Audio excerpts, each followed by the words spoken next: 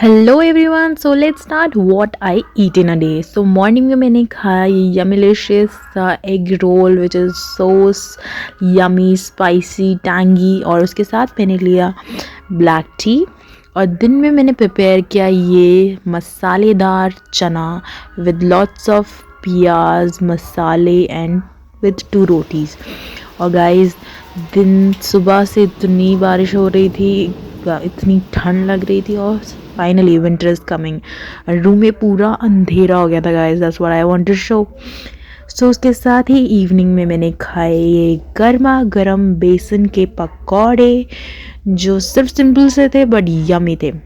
और डिनर में मैंने प्रिपेयर किया ये टमाटो वाली Maggi with lots and lots of tomato spices, simple yet delicious.